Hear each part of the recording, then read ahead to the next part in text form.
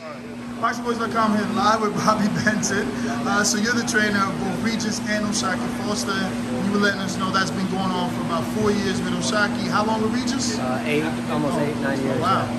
Well, about to put in your 10 year with him. Yeah, it's been a minute. And you got 20 years in this facility, right? This building, yes, sir. Wow. Yeah. So long history with the sport. Yes. Okay, so how'd you connect with Regis? Regis was like 5-0 at the time, and his manager called me and asked me if I'd like. He had been coming over here to spar. Okay. A lot of guys come over here to get sparring. And his manager called me and said, "Hey, would you like to work with him?" And I said, "Absolutely." So, and that's just how that worked. But Regis is another one I've known since he was a kid too. So my first memory of Regis was I used to run my guys at 5 in the morning at Memorial Park. Regis was out there running with his manager at the time, and at 5 o'clock in the morning before school. And I was like, wow, all right, what kid's doing that? I was like, this kid's gonna do something. So that was my first memory of him. For sure. Man, and how old was he then? By 17, he was still in high school. 17, 18, he was in senior high school. So he's always had that hunger for this sport. He's got a drive in him. Yeah, he's a different breed. Shock is the same way. Speaking of Shock, obviously you've been with him 4 years. That's about as long as I've been following him. And it's a bit frustrating for me to see a guy with all this talent, silver champion. I want to say he's been a silver champ for at least 2 years. Yeah. And nothing's coming from it. How is it for you being the manager? Excuse me, trainer. Yes, sir. Yeah, it's frustrating, but it's part of the game. I grew up in the game, so I understand how it works. We just got to get our opportunity, and the main thing is just staying focused, which he's staying focused, so there's no problem. A lot of guys will lose focus, and it's easy to lose focus when they won't let you in, Yeah. But he's focused and just waiting for them to crack the door open so we can knock it down. So that's something that's just in him. You don't have to help him with that, because I was asking, like, does he struggle staying focused because he doesn't get those opportunities that he deserves like his counterparts? So do you ever have to motivate him, or is he self-motivated? He's self-motivated for sure, 100%. He's always, he's always in the gym. Like literally, I want to say after his last fight, we got back from Dubai Sunday. I think Wednesday or Thursday he was back in the gym training. So I don't know if you know, but obviously the WBC champion and WBO champ Shakur Stevens called O'Shaquie the #2 in the division. So I asked him, did he take offense to that, or does he look at it as a compliment because Shakur is so accomplished? Same question for you. Should O'Shaquie be like, hell no, I'm #1, or should he take it as a compliment because of who Shakur is and what he's done? I think a little bit of both. Of course, I feel like Shock's #1. But nothing away. Shakur's great, so there's nothing to take away from that. And Shakur's on another level. That's what we're trying to get to. But we want those opportunities. We want the best. We want the Valdez. We want the Shakur. We want those guys. That's what we want. So Foster was telling me that what we don't know is that he and Shakur know each other pretty well. Have you been privy to some of those sessions? Yes, sir. Oh, so if that fight were to play out, how are you seeing that going? Obviously, I know you're going to pick your fighter, but what do you think would be, I don't know, X factor? You don't know what's going to happen in boxing.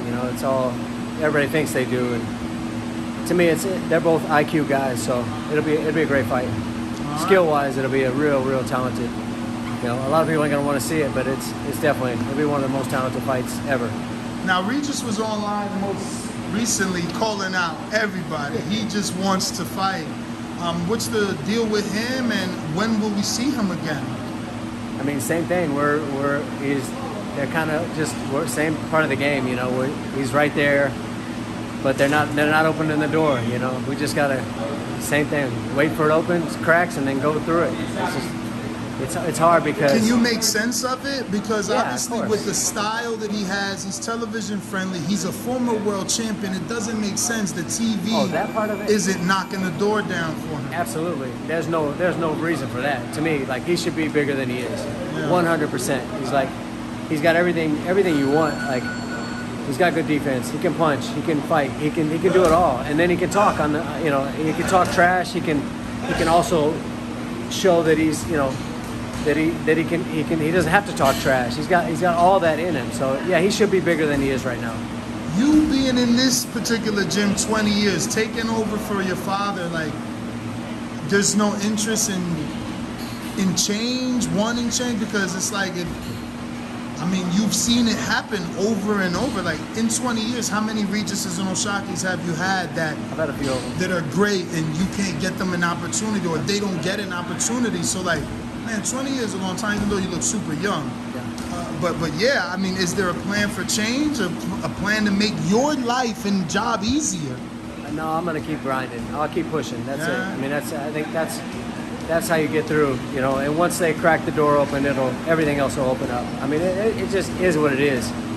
People have come in and tried to change the sport, and they get eaten alive. It's like, you know, the rats eat the sharks, you know, or the rats eat the lions. They don't. It's not the other way around. For sure. Unfortunately, it's just the way it is. So I'm just gonna keep grinding, keep pushing. You know, these guys are. I'm here in the gym every day. I'm here at 4 o'clock in the morning. So we're gonna keep grinding. That's it. That's all I know.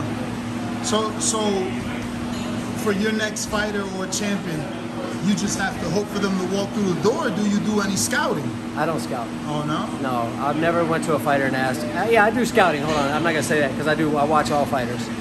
But I never went to a fighter and said, "Hey, come train with me." I just don't think it's right. So if they want to come, you know, they're welcome to. But I'm never ever gonna go grab a fighter and say, "Hey, look, come over here, do this." That's just, to me, it's just shady. It's not who I am. All right. Well, let everybody know where this gym is at and how they can get here, or your address to get here. Main Street Boxing, 1612 Austin. You can Instagram Main Street Boxing and Muay Thai. And there's also a bunch of UFC fighters that train here also. So there's been over 50 world champion boxers here. 50 world champions? Over 50 world champions. Oh, wow. So, and then there's You're counting regular, like the real titles? Real titles. Not they're like real world titles, yes. Okay. Wow. Yeah. Give me 5. 5 biggest. Holyfield, Tommy Hearns, Okay. Klitschko, Rockman, both the Klitschkos, Kelly Pavlik. I can go down. Okay. I mean, there's, you know, Austin Trout, Regis Prograis. There you go. So, all right. Well, Bobby, man, thank you so much. Thank you, guys. All right. What up, YouTube family? Don't forget to hit that like button. Subscribe to the YouTube channel. Help us get to that 1 million subscribers. We're on the road to 1 million. And obviously, we have other great content on our Patreon channel. So since this video is over, head on over to our Patreon and check out all the exclusive content, or right here on our YouTube members.